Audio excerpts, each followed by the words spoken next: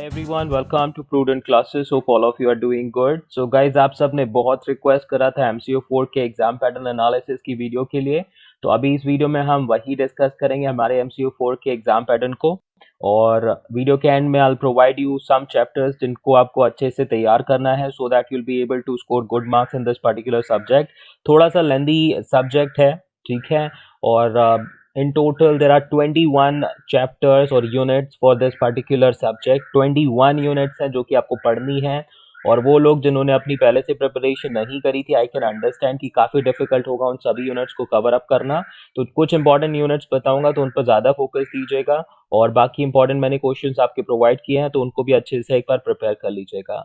बाकी I am so sorry कि आपको मैं ये वीडियो पहले नहीं प्रोवाइड कर पाया because of some personal situation जो कि मैंने आप सबको मैसेज के थ्रू बताई थी। And thank you so much everyone for supporting me in this particular situation.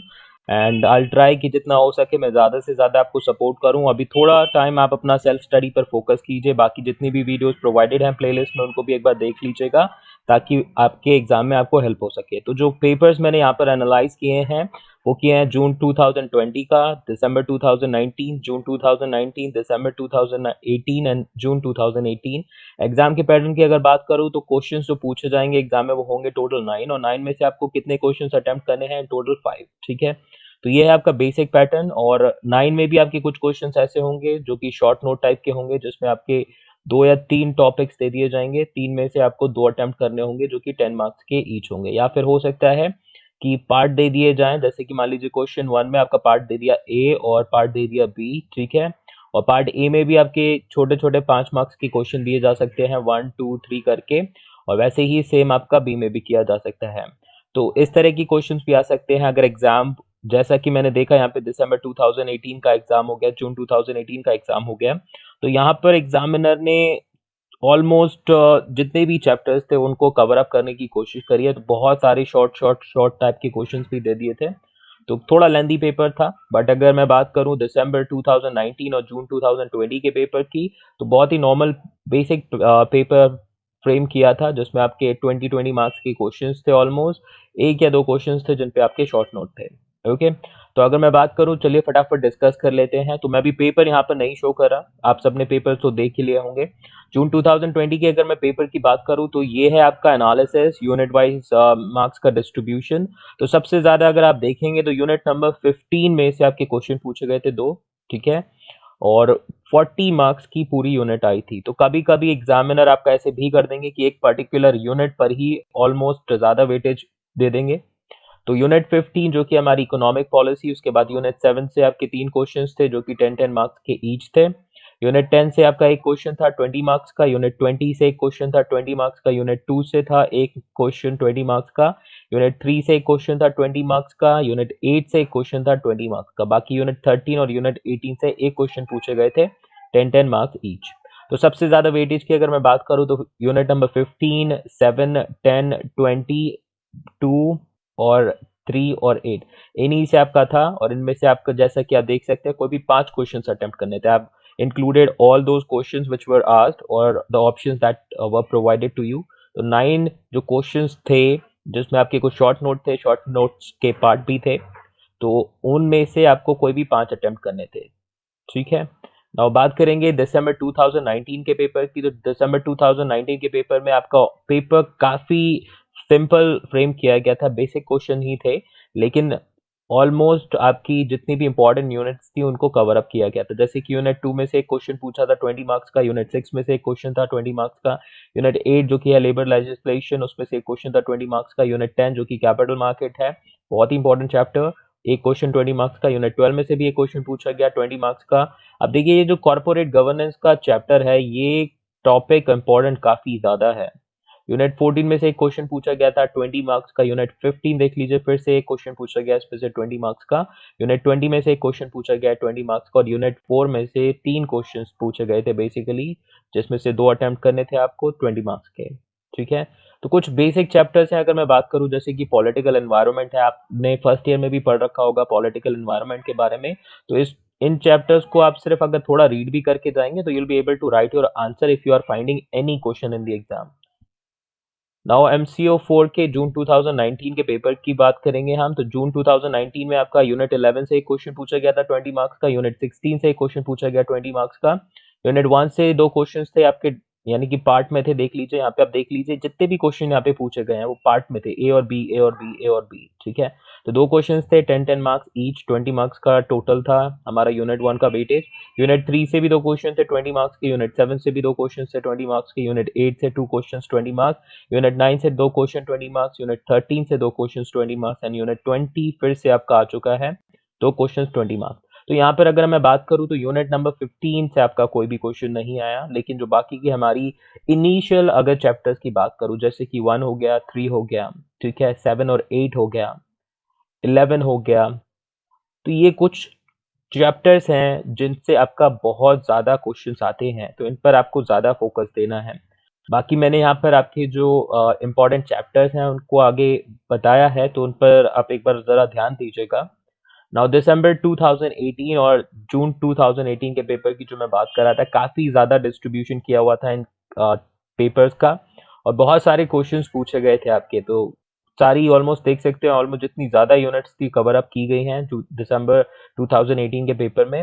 अगर इस टाइप का पेपर फ्रेम होता है तो काफ़ी लेंदी हो जाएगा और आपको चूज़ करना बहुत ज़्यादा डिफिकल्ट हो जाएगा। तो पेपर में थोड़ा सा ध्यान दीजिएगा और अपनी अभी जो टाइम है उसको अच्छे से यूटिलाइज कीजिएगा अपने एग्जाम की प्रिपरेशन में। Paper would not be easy that much, I am telling you. तो यूनिट 5 से दो क्वेश्चन थे आपके 25 मार्क्स के, ठीक है, एक 5 मार्क्स का शॉर्ट नोट था और बाकी के एक क्वेश्चन था 20 मार्क्स का। यूनिट 1 का एक क्वेश्चन आया हुआ था 20 मार्क्स का, यूनिट 12 का एक क्वेश्चन था 20 मार्क्स का, यूनिट 16 का एक क्वेश्चन था 20 मार्क्स का, यूनिट 19 में अगेन दो क्वेश्चन थे, एक 20 मार्क्स का था, एक 5 मार्क्स में पूछा गया था, यूनिट 4 के दो क्वेश्चन थे 20 मार्क्स के, यूनिट 7 से दो क्वेश्चन थे 20 मार्क्स के, यूनिट 11 से अगर मैं बात करूँ तो तीन क्वेश्चन थे आपके 20 मार्क्स के। अब इसमें भी आपका चॉइस था, दो करने थे आउट ऑफ 3। यूनिट 6 में से आपका पूछा गया एक क्वेश्चन 5 मार्क्स, यूनिट 10 में से एक क्वेश्चन 5 मार्क्स, यूनिट 9 में से एक क्वेश्चन 5 मार्क्स एंड यूनिट 17 में से एक क्वेश्चन 5 मार्क्स। तो देख लीजिए काफी छोटे छोटे क्वेश्चंस भी पूछे गए हैं आपके शॉर्ट नोट टाइप के। तो इस तरीके से पेपर को थोड़ा लेंदी किया गया था, चॉइस बहुत थी पेपर में, लेकिन आपका अगेन पार्ट ऐसे थे कि पार्ट ए में अगर आपको सारे क्वेश्चंस आते थे तो बी में कोई ऐसा क्वेश्चन होगा जिसका आपको आंसर नहीं पता होगा। तो इस तरीके से आपका एग्जामिनर ने काफी लेंदी पेपर क्रिएट किया था। सेम अगर मैं बात करूं जून 2018 के पेपर की, तो जून 2018 में यूनिट नंबर 17 से तीन क्वेश्चन थे और देखिए पूरा 60 मार्क्स का पेपर आपका 17 यूनिट से ही प्रिपेयर कर दिया। तो जून 2018 में जिस भी स्टूडेंट ने 17 यूनिट को बहुत अच्छे से पढ़ा होगा उसके तो तीन क्वेश्चन यहीं से कंप्लीट हो चुके होंगे। यूनिट 15 में से आपके दो क्वेश्चन पूछे गए थे 20 मार्क्स के, यूनिट 10 में से एक क्वेश्चन पूछा गया 20 मार्क्स में, यूनिट 3 से दो क्वेश्चन थे 20 मार्क्स के, और यूनिट 1 से आपका एक क्वेश्चन था 20 मार्क्स में, यूनिट 18 से तीन क्वेश्चंस थे आपके 15 मार्क्स, यानी 5-5 मार्क्स के यहाँ पे क्वेश्चन थे। यूनिट 19 में से दो क्वेश्चन थे 15 मार्क्स के, एक 5 मार्क्स और एक आपका 10 मार्क्स, यूनिट 20 में से एक क्वेश्चन था 10 मार्क्स, यूनिट 12 में से एक क्वेश्चन था 5 मार्क्स और यूनिट 8 में से एक क्वेश्चन था 5 मार्क्स। तो गाइज आप आगे मैं आपको यूनिट्स बताने वाला हूँ, लेकिन आप देख सकते हैं पेपर जो है काफी डिस्ट्रीब्यूटेड आता है, कभी कोई यूनिट पर ज्यादा फोकस हो जाता है एग्जामिनर का, और अगर इस तरीके से हुआ तो जो हमारी स्ट्रेटेजी है वो मे बी सक्सेसफुल ना हो, but yes I have try to cover up दो चैप्टर्स जिनकी एक्सपेक्टेशन ज़्यादा है। तो वो स्टूडेंट्स जो कि अभी कंप्लीट नहीं पढ़ सकते, ठीक है, तो वो आपकी इन यूनिट्स को अच्छे से प्रिपेयर कर सकते हैं। थोड़ा सा अटेंशन दीजिएगा अभी यूनिट्स के बारे में जो मैं बता रहा हूँ। बाकी जिन स्टूडेंट्स ने ऑलमोस्ट सभी चैप्टर्स पढ़े हुए हैं, सभी यूनिट्स पढ़े हैं, तो प्लीज़ वो अपना रिवीजन करें और सभी जितनी भी यूनिट्स हैं उन पर फोकस करें और उनके जो मेन मेन पॉइंट्स हैं, मेन मेन टॉपिक्स हैं, उन पे फोकस करें। हर चीज़ के ऊपर ना भागें क्योंकि इतना डिटेल में नहीं पूछा जाता, लेकिन हाँ बेसिक क्वेश्चंस आपके फ्रेम होते हैं, जैसे कि कॉर्पोरेट गवर्नेंस क्या होता है, इंडिया में कॉर्पोरेट गवर्नेंस की क्या सिचुएशन है, कौन सी कंपनीज हैं जो फॉलो कर रही हैं। तो इस टाइप के बेसिक क्वेश्चंस हैं जिन पे आप अपना आंसर लिख सकते हैं, लेकिन उसको आपको क्या करना पड़ेगा, पहले पढ़ना पड़ेगा। तो अगर मैं बात करूँ तो देख लीजिए कुछ चैप्टर्स मैंने आपके यहाँ पे हाईलाइट किए हुए हैं, जो ग्रीन कलर है सभी इंपॉर्टेंट, जो टोटल मैंने आपके यहाँ पे 12 चैप्टर्स बताए हैं वो सभी के सभी इंपॉर्टेंट हैं, लेकिन unit number 3, unit number 7, unit number 8, unit number 11, 12, 15 और 17 इन पे बहुत ज्यादा ध्यान देना है, क्योंकि इनमें से आपके कई सारे क्वेश्चंस पूछे जाते हैं। बाकी यूनिट नंबर 1 और 2 ये भी अपने इंपॉर्टेंस रखते हैं, इनके बारे में आपको अच्छे से पढ़ना है। इन दोनों में से भी आपका एक क्वेश्चन आ ही जाता है, तो अगर लक रहा और पेपर ज्यादा डिफिकल्ट फ्रेम नहीं किया एग्जामिनर ने, तो इन 3 यूनिट से आपका 1 या 2 क्वेश्चन तो आपको मिल जाएंगे बेसिकली, ठीक है। और 1 या 2 यूनिट्स आप 2 क्वेश्चंस मिल गए तो that would be a good opportunity for you. बाकी 7, 8 और 10 से भी देखिए इंपॉर्टेंट है, इसको भी आप प्रिपेयर कीजिएगा। अब ये तीनों जो चैप्टर्स है ना, ये लग के चलेंगे।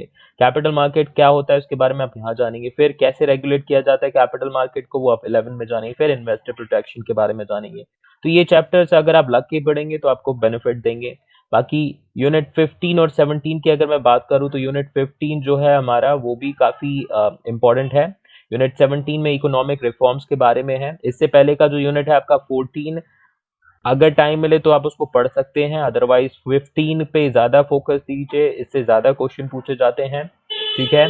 और यूनिट 17, अब पॉलिसीज में आपकी जो सबसे ज्यादा चीजें पूछी जाती हैं वो है मॉनेटरी पॉलिसी हो गया, ठीक है। मॉनेटरी पॉलिसी के बारे में आपको अच्छे से जानना है। फिस्कल पॉलिसी क्या होता है, फिस्कल पॉलिसी उसके बारे में पढ़िए, फिस्कल पॉलिसी में क्या क्या चेंजेस आए। यूनिट 18 में आपका है balance of payment and exam policy, और यूनिट 20 है आपका फॉरेन इन्वेस्टमेंट एंड कोलैबोरेशन, ठीक है। ये दोनों भी आपके इंपॉर्टेंट हैं।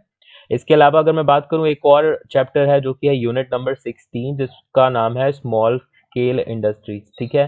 स्मॉल स्केल इंडस्ट्रीज वाला चैप्टर है, इसमें से भी आपके क्वेश्चन पूछे जाते हैं। तो इसमें मैंने आपको ऑलरेडी जो इंपॉर्टेंट क्वेश्चन है उसमें एक क्वेश्चन प्रोवाइड करा है, उसको अच्छे से प्रिपेयर कर लीजिएगा। बाकी देखिए यूनिट्स में आपको मोस्ट इंपॉर्टेंट टॉपिक्स जो है उन पर फोकस करना है, और जो मैंने मोस्ट इंपॉर्टेंट क्वेश्चंस दिए हैं जो सेपरेट यूनिट्स के हैं, जो इनमें से यूनिट्स अवेलेबल नहीं है, उनको अगर आप प्रिपेयर कर सकते हैं तो एक बार पढ़ लीजिएगा। क्योंकि देखिए अनएक्सपेक्टेड एग्जाम्स आ रहे हैं। मैं अगर बात करूं एमसीओ 3 का, तो एमसीओ 3 भी काफी अनएक्सपेक्टेड था। एमसीओ 1 में भी अगर मैं कहूं तो जितना एक्सपेक्ट किया था उतना नहीं था, पेपर बहुत ही ज्यादा मोनोटोनस था। वैसे ही एमसीओ 4 में भी कोई भी पॉसिबिलिटी हो सकती है अभी एग्जामिनर्स की तरफ से। तो इतने यूनिट्स तो आपको प्रिपेयर करने ही करने हैं। तो जिन यूनिट्स को मैंने बोला आपको अच्छे से करना है उनको अच्छे से करना है। तो 3 ये यूनिट्स हैं और ये 4 यूनिट्स ये हैं, तो ये 7 यूनिट्स हैं जिनको आप अभी से प्रिपरेशन पे लग जाइए। और ऐसा कोई भी टॉपिक नहीं होना चाहिए इस इन चैप्टर्स का जो कि आपने एक बार गो थ्रू ना किया हो। कुछ भी क्वेश्चन पूछे जा सकते हैं, हर चीज को अच्छे से समझ लीजिए। सोशल रिस्पॉन्सिबिलिटीज में जितने भी टॉपिक है उसको अच्छे से समझ लीजिए, कॉर्पोरेट लॉज को समझ लीजिए, और ये 7 चैप्टर्स जो हैं इनको अच्छे से आपको अच्छे से अंडरस्टैंड कर लेना है। और उसके बाद में फिर हमारे जो चैप्टर्स हैं यूनिट नंबर 1, 2, 10, 18 और 20, इनको भी आपको अच्छे से प्रिपेयर करना है, ठीक है। तो जिन पर ज्यादा फोकस, अब इनमें क्या करना है, इनमें आपको मोटे मोटे जो पॉइंट्स हैं उन पर ज्यादा फोकस करना है, जैसे कि बिजनेस एनवायरनमेंट क्या है, डायमेंशंस क्या है, कौन कौन से एनवायरनमेंट इंक्लूडेड होते हैं। सोशियो कल्चरल एनवायरनमेंट में आपका एक क्वेश्चन जो सबसे ज्यादा पूछा जाता है कि सोशियो कल्चरल एनवायरनमेंट क्या है, किस तरीके के पार्टिसिपेंट्स हैं इसके अंदर, इंडिया में सोशियो कल्चरल एनवायरनमेंट के लिए क्या क्या आपके पॉइंट्स हैं जो आपको बताने हैं। तो इससे रिलेटेड भी आपका मैंने एक बेसिक क्वेश्चन इंक्लूड किए हैं जो मेरे most important paper expected question है उसमें, तो उन पे ज्यादा ध्यान दीजिएगा। सब कुछ पढ़ने की भी जरूरत नहीं है, लेकिन जो मेन और मोस्ट इंपॉर्टेंट टॉपिक्स हैं उनको तो आपको मिस नहीं करना, ठीक है। तो आई एम श्योर कि आप अच्छे से अपनी प्रिपरेशन कर पाएंगे। एक बार चाहें तो स्क्रीनशॉट ले लीजिए, मैं यहाँ से हटा देता हूँ। तो ये है हमारा टोटल प्लान जिस पे आपको पढ़ना है। 12 चैप्टर से, I know not easy, but कोशिश कीजिएगा इन पर थोड़ा सा फोकस दीजिएगा, ठीक है। So thank you so much for watching and perform best in your exams. Tension मत लीजिएगा, बस प्रिपरेशन पे ध्यान दीजिए। Bye, take care.